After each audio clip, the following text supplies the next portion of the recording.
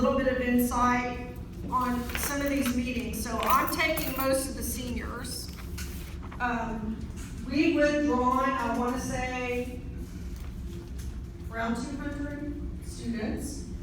But here's what I need your help with. When we withdraw them, do not let them in class.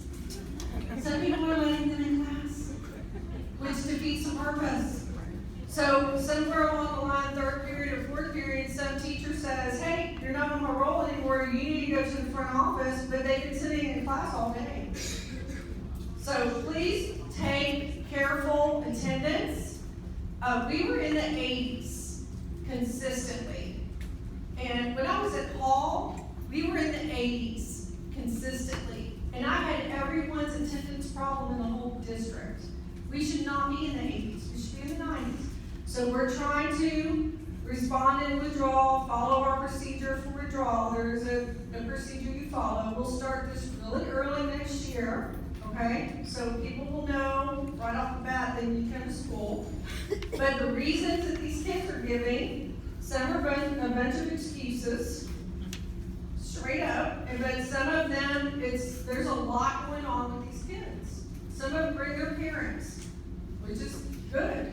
Because the parents, I don't think, sometimes know how many days are missing or classes are missing.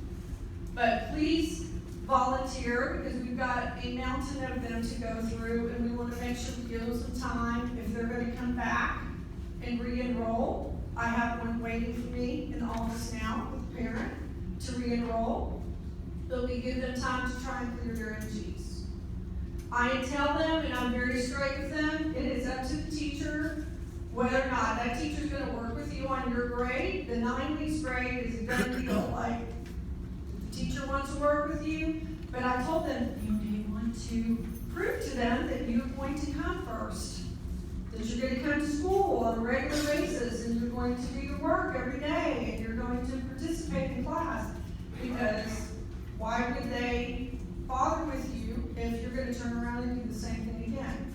So I double-checked some students that I met with last week on Thursday and Friday, and they were absent again. Yeah. They're going to be put on August graduation list, or they're going to be withdrawn again. Depends on the situation, how many absences they have. So I'm trying to follow up with that. There is a downfall to this.